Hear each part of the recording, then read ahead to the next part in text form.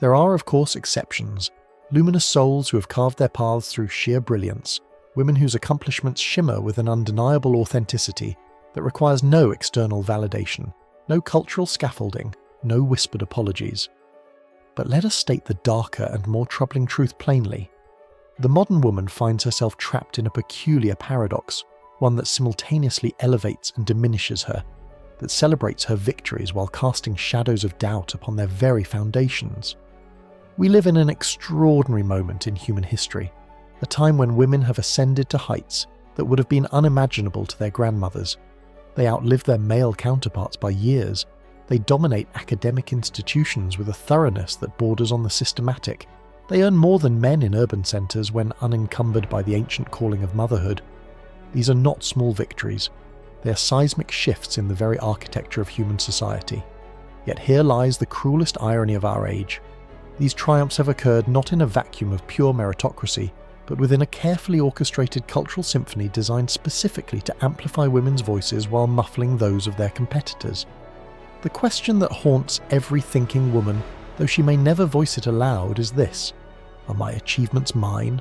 Or do they belong in some measure to the invisible hands that tilted the playing field in my favour? It is a question that poisons the well of every victory, that transforms what should be moments of pure joy into exercises in self-doubt and philosophical anxiety. For how can one truly savour success when its legitimacy remains forever in question? Consider, if you will, the story of the Easter egg hunt, not as a mere childhood anecdote, but as a profound metaphor for the games we play in adulthood, the competitions that shape our lives and define our worth. Picture a young boy, perhaps 10 years old, blessed with the natural advantages that age and size and experience provide. Every year, without fail, he dominates the hunt, his basket overflowing while his sister's remains sadly sparse. The outcome is as predictable as sunrise, as inevitable as gravity. Yet when the smaller, slower, younger child weeps at her defeat, when she makes her disappointment everyone's burden, the very nature of the competition begins to shift. This progression, pity, shame, anger, forms the holy trinity of modern discourse around women's advancement. We see it everywhere, woven into the very fabric of our cultural conversations, embedded in our policies and our practices, our hiring decisions and our academic admissions. The historical argument flows like honey from sympathetic tongues. Women have been denied opportunity for centuries. Surely they deserve their moment in the sun. When that reasoning encounters resistance, the moral argument emerges: what kind of man feels threatened by female success? What kind of society celebrates male fragility over female achievement? And when even moral suasion fails, righteous indignation takes the stage. The very questioning of women's advancement becomes evidence of systemic oppression, of toxic masculinity, of a patriarchal structure that must be dismantled at all costs. Yet here is where the tragedy deepens, where the very strategies designed to help women begin to harm them in ways both subtle and profound. For every victory achieved through cultural manipulation rather than pure merit carries with it an asterisk, a whispered question mark that follows the victor throughout her career. Did she earn that promotion, or was the company desperate to improve its diversity metrics? Did she gain admission to that prestigious program through exceptional ability, or through the quiet application of social pressure? The uncertainty corrodes not only external perceptions but internal confidence, creating a generation of high-achieving women who can never quite silence the voice that whispers, "But what if I'm not really qualified?" This is not to suggest that women are incapable of competing on equal terms, far from it. History overflows with examples of female brilliance that requires no cultural boost, no societal thumb on the scale. Marie Curie's radium glowed without the assistance of affirmative action. Virginia Woolf's prose sang without the support of sensitivity training. Jane Austen's wit sparkled without the benefit of bias awareness workshops. These women succeeded not because society made room for them, but because their talents were too luminous to be contained by any cultural box, too powerful to be diminished by any systemic barrier. The tragedy of our current moment is that we have created a system that makes it impossible to distinguish between the natural brilliance of a Curie and the assisted success of someone who needed the cultural tide to carry her forward. Every woman, regardless of her genuine capabilities, finds herself swimming in waters that have been artificially warmed, competing in races where the starting line has been moved in her favour. How can she know, how can anyone know, where her natural speed ends and the boost begins? Consider the zero-sum nature of many life's most coveted prizes. Corporate boardrooms have a finite number of chairs. For each new female CEO, a potential male candidate must step aside. Medical schools admit only so many students each year. Every additional woman who gains entry represents a man who does not. The fellowship programs, the research grants, the tenure-track positions, all exist in limited quantities, and all have become battlegrounds where merit competes with message, where talent wrestles with tactics. The consequences ripple outward in ways both seen and unseen. Men, faced with the relentless application of pity, shame and anger, begin to withdraw from competitions they perceive as rigged. Some do so consciously, choosing to step aside rather than fight battles they believe they cannot win honestly. Others retreat unconsciously, their spirits gradually worn down by years of being told that their success comes at the cost of others' oppression, that their achievements are evidence of their privilege rather than their effort. This withdrawal creates what appears to be female advancement, but may actually be male retreat, a distinction with profound implications for how we understand and celebrate women's progress. When the most capable competitors remove themselves from the field, the remaining victories become hollow, tainted by the absence of true competition. It is the difference between winning a race and winning by default, between earning applause and receiving pity applause. The deeper cruelty lies in how this dynamic affects women's internal landscape, the private geography of their self-perception and self-worth. Every thinking woman knows at some level when she has been given a boost. She recognizes the moment when conversation stops as she enters the room, when colleagues exchange glances that speak of diversity initiatives and quota fulfillment. She feels the weight of representing not just herself but her entire gender. The pressure to prove that the faith placed in her was justified rather than misguided. This burden transforms achievement from celebration to anxiety, from joy to defensive posturing. Instead of savouring success, she finds herself constantly defending it, constantly proving that she belongs, constantly battling the internal voice that echoes external doubts. The very assistance meant to help her has become a shackle, binding her to perpetual self-justification and robbing her of the clean satisfaction of victory earned through pure merit. The psychological cost extends beyond individual women to the collective female psyche. When achievements are always shadowed by questions of legitimacy, when success must always be defended rather than simply enjoyed, the very meaning of accomplishment becomes corrupted. Women begin to internalize the doubt, to question their own capabilities even when those capabilities are genuine and impressive. They develop what might be called imposter syndrome by proxy, doubt created not by their own inadequacies, but by the systematic undermining of confidence that occurs when victories are perceived as gifts rather than earnings. The burden becomes particularly acute in fields where women have made rapid gains: law, medicine, finance, technology. Here, the cultural memory of male dominance remains fresh, and every female success story becomes a case study in social engineering rather than individual excellence. The female surgeon must prove she earned her position through skill rather than sensitivity training. The female lawyer must demonstrate that her partnership reflects merit rather than progressive politics. The female engineer must show that her innovations spring from genuine ability rather than corporate virtue signalling. This constant need for justification creates what we might call the performance trap, a psychological prison where women feel compelled to work twice as hard, not to achieve twice as much, but simply to prove they belong at all. They become prisoners of their own success, trapped by achievements that should liberate but instead bind them to perpetual self-justification. The irony is exquisite in its cruelty. The very victories that should validate their capabilities instead generate endless demands for further validation.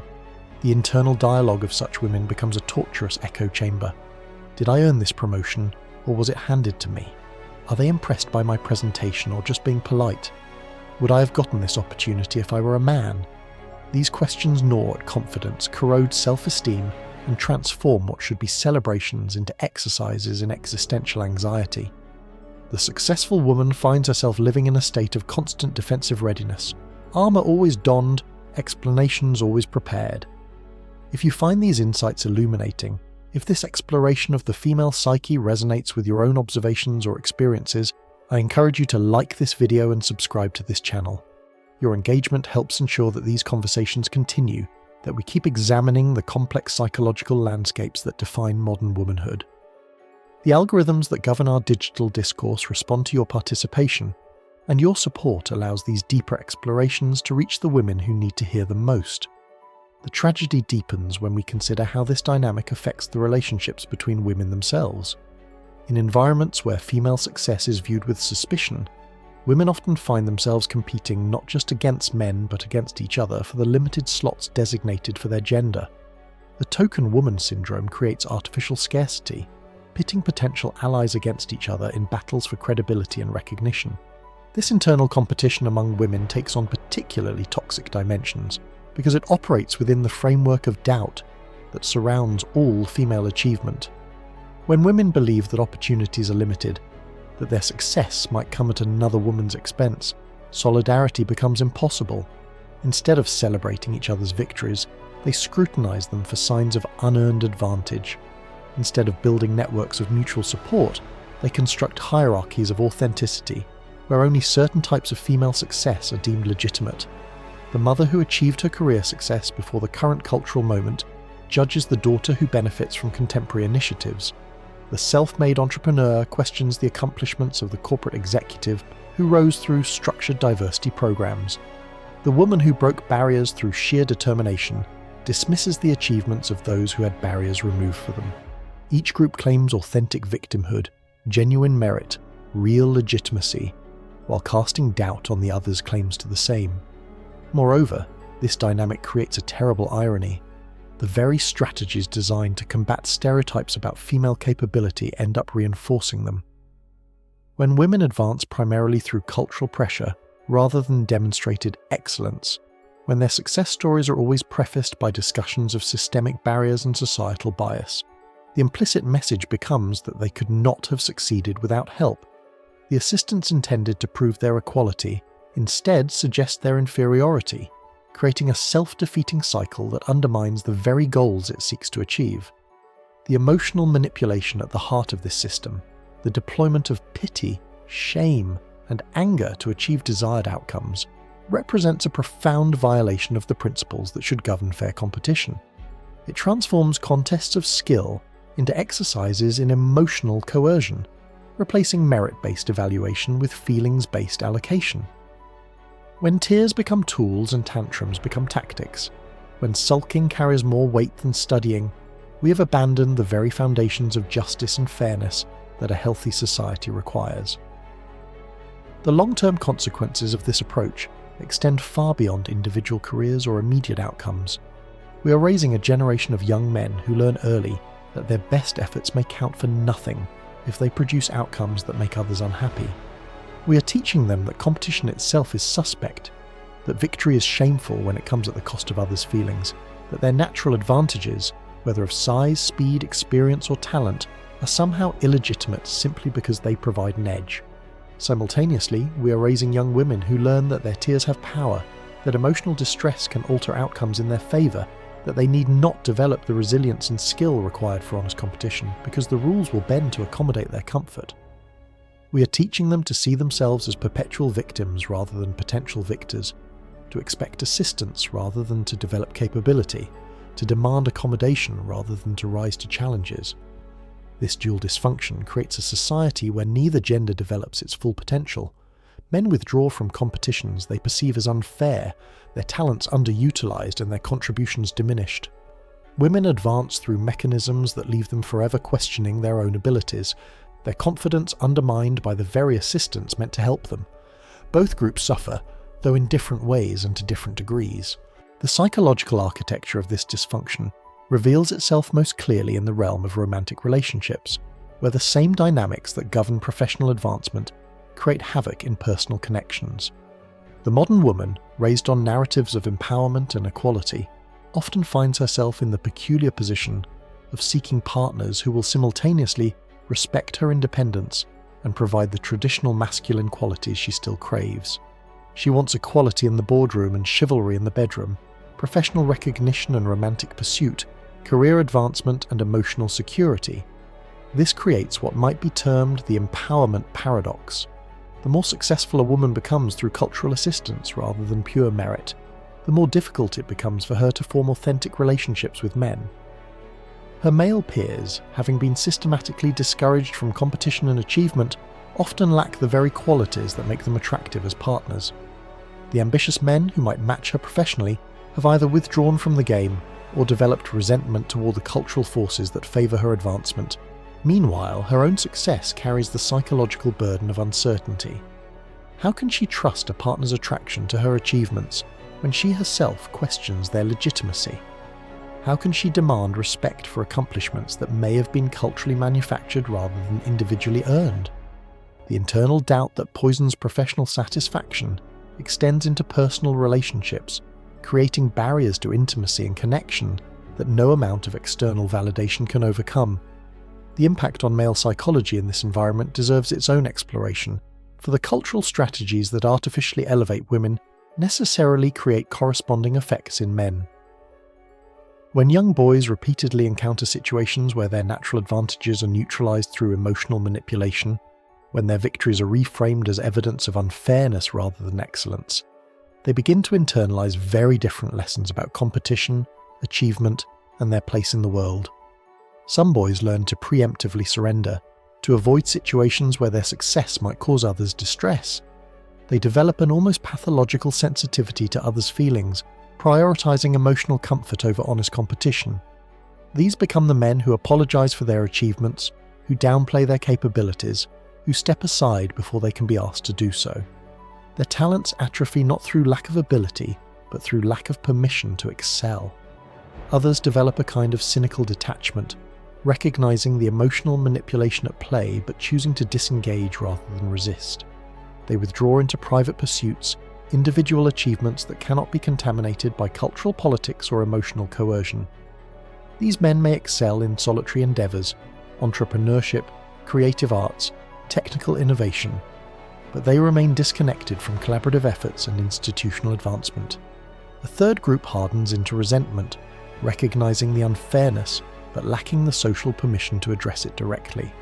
These men may succeed despite the cultural headwinds, but their victories are tinged with bitterness, their achievements shadowed by awareness of the additional obstacles they faced. They become the men who whisper about reverse discrimination, who speak in code about merit and fairness, who build networks based on shared frustration rather than shared values. The generational implications of these dynamics extend far beyond current participants.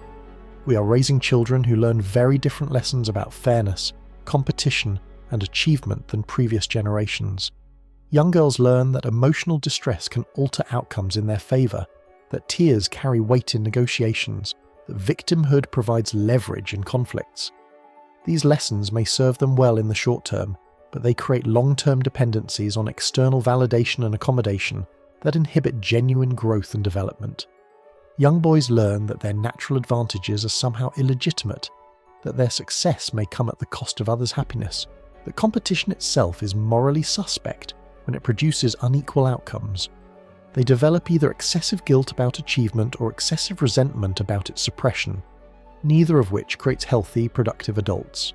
The solution, if there is one, requires a return to principles that our culture has largely abandoned: fair play, honest competition, and the acceptance that true excellence cannot be manufactured through emotional manipulation or cultural coercion.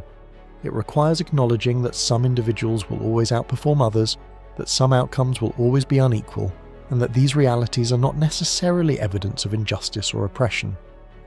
For women specifically, the path forward demands a difficult choice: the courage to compete without cultural assistance, to succeed or fail based on their own merits rather than society's guilt. This is not an easy path, for it requires abandoning the safety net of victimhood and embracing the risk of genuine competition. It means accepting that some women will fail, that some will be outcompeted by men, and that these outcomes do not invalidate the worth or potential of women as a group. The courage required for this path cannot be understated. It demands that women relinquish the comfortable narrative of systemic oppression, and embrace the uncomfortable reality of individual responsibility. It requires them to stop seeing themselves as victims of circumstances and start seeing themselves as architects of their own destinies. This transformation is particularly challenging because it occurs within a culture that consistently rewards victimhood and punishes self-reliance. Consider the psychological transformation required. A woman must learn to celebrate her achievements without qualification, to own her successes without apology, to trust in her capabilities without external validation. She must develop what might be called authentic confidence, belief in herself that stems from demonstrated competence rather than cultural accommodation. This confidence cannot be manufactured through motivational speaking or self-help mantras. It must be earned through repeated experiences of genuine success and failure, of honest competition and real achievement. The process often involves a kind of psychological archaeology, digging through layers of cultural messaging to uncover authentic desires and capabilities. Many women discover that their true strengths lie in areas different from those celebrated by contemporary feminism. Some find they excel not in traditional male domains, but in uniquely feminine pursuits that require no apology or justification. Others discover that their greatest satisfaction comes not from breaking glass ceilings, but from building something entirely new. This journey toward authenticity also requires developing what we might call failure tolerance, the ability to lose gracefully, to learn from defeat, to persist through setbacks without retreating into victimhood. This is perhaps the most difficult lesson for women who have been taught that their failures are evidence of systemic bias rather than individual limitations. Learning to fail honestly, to own mistakes completely, to grow from setbacks personally, these become revolutionary acts in a culture that excuses female failure and subsidizes female success. The relationships that emerge from this authentic development are qualitatively different from those built on cultural accommodation. Women who know their own worth through genuine achievement attract partners who respect that achievement without qualification. They form friendships based on mutual respect rather than shared victimhood. They build professional networks founded on competence rather than identity politics. Yet even as individual women undertake this journey toward authenticity, the broader cultural dynamics continue to shape the environment in which they operate. The institutional structures that have been built to support female advancement, diversity programs, bias training, mentorship initiatives, create ongoing pressure to participate in the very systems that undermine genuine confidence. The woman who chooses to compete without cultural assistance may find herself at a disadvantage relative to those who embrace available supports. This creates a peculiar form of prisoner's dilemma, where individual authenticity conflicts with strategic advantage. The woman who refuses to play the victim may lose opportunities to those who embrace that role. The woman who insists on merit-based evaluation may be overlooked in favour of those who highlight their demographic characteristics. The woman who rejects cultural assistance may find herself genuinely disadvantaged relative to those who accept it.